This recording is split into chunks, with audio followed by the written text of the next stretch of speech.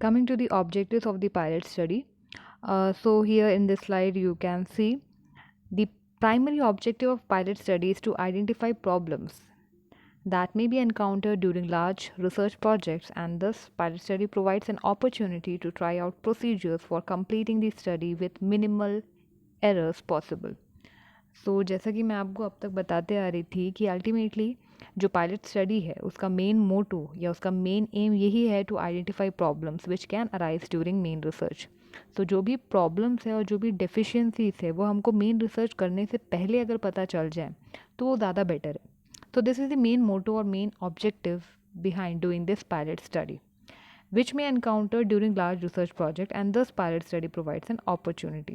तो ये जो पायलट स्टडी है अपन को एक अपॉर्चुनिटी प्रोवाइड करते हैं जिससे अपन अपने जो प्रोसीजर्स या जो टेक्निक्स है उसको चेंज कर सके या मॉडिफाई कर सके, and then we can come out with the best method or the appropriate method for our main research study। So this is the ultimate goal of conducting this pilot study। Coming to the next slide, that is procedure। Procedure as such steps नहीं है, इसमें कुछ points दिए हैं that we should follow while doing any pilot study. So first is subjects of the pilot study should not be included for the main study। subject means your sample। so आपके जो samples हैं जो pilot study के हैं that you should not include in your main study. Means आपके जो pilot study के sample रहेंगे वो अलग रहेंगे एंड आपके जो मेन स्टडी के सैम्पल रहेंगे वो अलग रहेंगे। जैसे आपको अभी मालूम होगा, अगर आप लोग ने परमिशन लिया होगा प्रिंसिपल मैम से, तो आपको ये चीज़ पता होगा कि आप लोग को दो जगह रिसर्च करना है। One is for your pilot study and one is for your main study. So you have chosen two location, आपने दो सेटिंग चूज़ की है।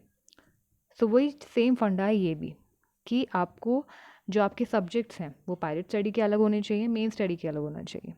Second, sample to be included in the pilot study should be large enough to represent the sample of the main study।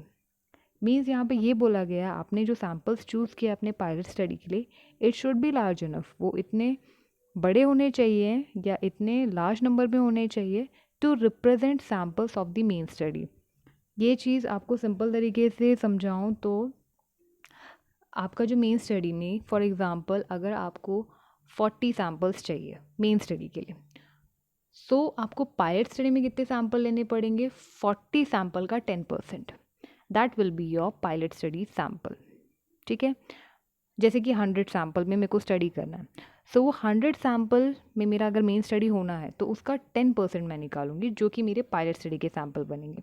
सो इस तरीके से हम pilot study के sample determine करते हैं। ऐसा नहीं कि 5 सैम्पल ले लिया, 10 सैम्पल ले लिया, 15 सैम्पल ले लिया, ऐसा नहीं करते हम। जितने भी अपने मेन स्टडी के सैम्पल बनने हैं, 60 हो गए, 70 हो गए, मेन स्टडी में समझ लो बहुत लार्ज सैम्पल होते हैं, तो जितना भी सैम्पल मेरे को मेन स्टडी में चाहिए उसका 10% निकाल के मैं पायलट स्टडी में अप्लाई करती हूँ।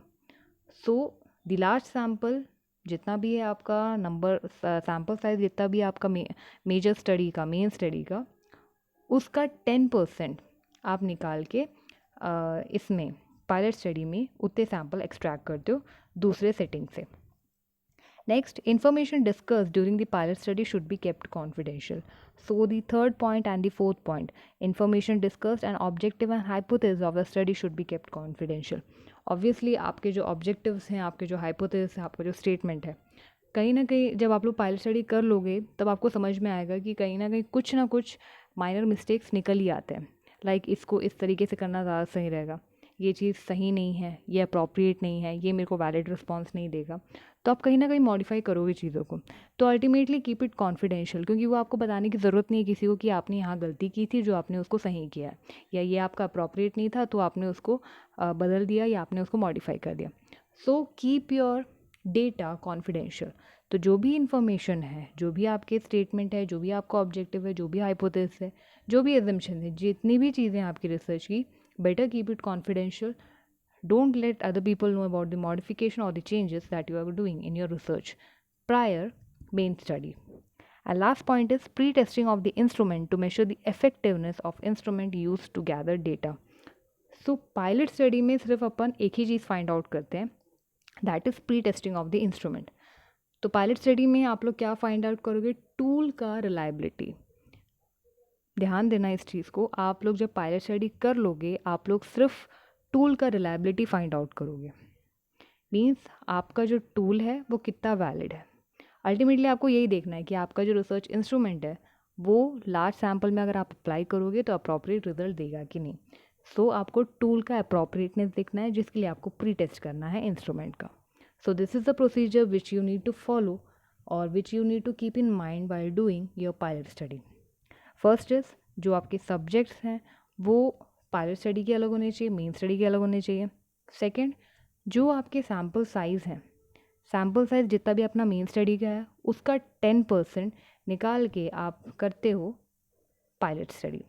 Third is information discussed during the pilot study or the objective discussed during the pilot study or the hypothesis assumption and everything, वो सब चीज़ आपको कॉन्फिडेंशियल रखना है, don't disclose to anyone. And last is you have to check the degree of appropriateness of your tool. जो आप tool use कर रहे हो मेन स्टडी में, आपको उसका रिलायबिलिटी चेक करना है। तो this was the points you have to keep in mind while doing pilot study.